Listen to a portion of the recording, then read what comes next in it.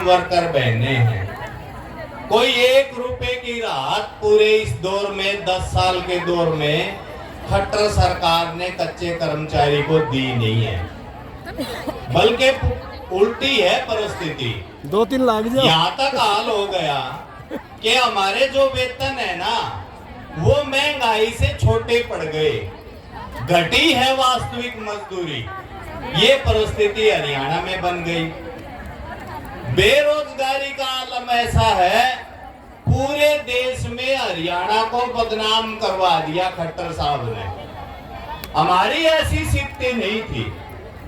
देश के विकास में अग्रणी राज्यों में शामिल था हरियाणा, लेकिन जब से बीजेपी की सरकार आई है और कोरोना में इन्होंने जो आपदा को अवसर बनाया है, खास लोगों के लिए अवसर, आम आदमी के लिए सारे अवसर खत्म और खास लोगों के लिए अवसर, उसने हरियाणा की कमा के खाने वाली तमाम जनता को बदहाली की पोजीशन में पहुंचा दिया। सारे लोग लड़ रहे हैं, अलग अलग लड़ाइयां चल रही हैं।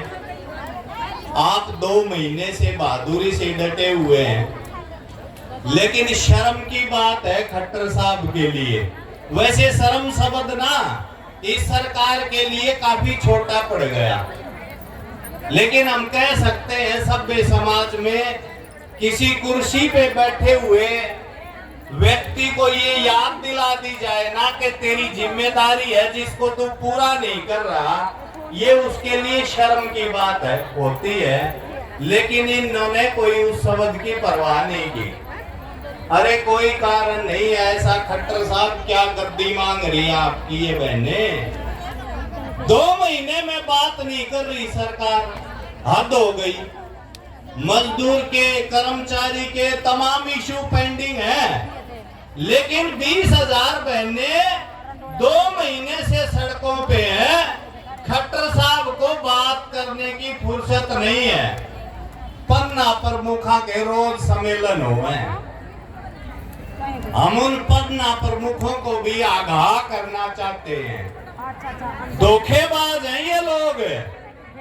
काम निकल जाएगा ना उस दिन पन्ने पन्ने ले जाएंगे, प्रमुख पता नहीं कड़ा रोड दे देंगे। ये हालत है इनकी। ये सबक है सारे लोगों। कोई ऐसा वर्ग नहीं है जिसके साथ धोखेबाजी नहीं की सरकार ने। पीछे सी कलरकों को इनकी जो यूनियन है बीएमएस की, उन्होंने बहका लिया। इन्हें कहिए आका हमारे साथ आ जाओ, हमारी सरकार है, तुम्हारे को सकेल दिलवा देंगे। बैठे रहे 1.5 महीने तक आंदोलन पे, नए लगे हुए लोग थे। ठीक है, बैठ जा।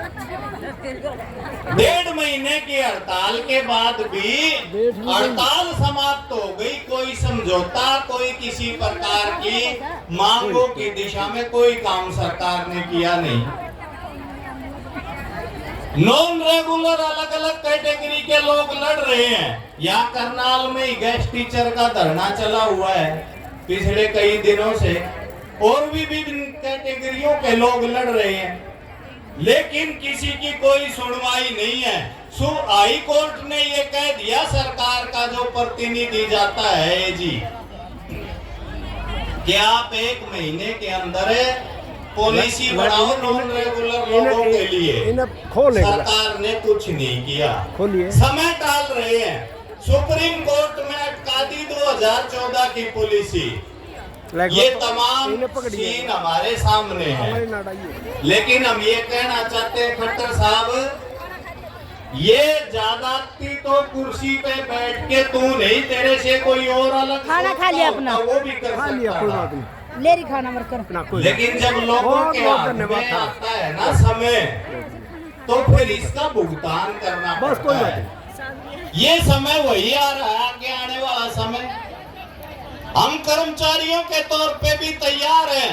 ज्ञापन बहुत दे दिए सरकार पे, सारी मांगों के ज्ञापन दिए ना। खाओ आप। अरे 10 साल तक कच्चे रखो। एक दे दे, एक। उमा देवी के केस में भी सुप्रीम कोर्ट की संविधान पीठ ने ये कहा था कि नॉन रेगुलर लगाते भी हो तो 10 साल में तो कम से कम जरूर सुन लियो बस उनकी। बस बस बस जज महोदयों को ये जरूर ध्यान रह गया होगा कि हरियाणा के और देश के हिंदुस्तान में ये आगे लो, कहावत लो। है कि 12 साल में तो कुर्डी की विवाह हो जावा है। हम्म, हमारे लोगों की तो नहीं बाउड़ी भाई 12 साल में भी।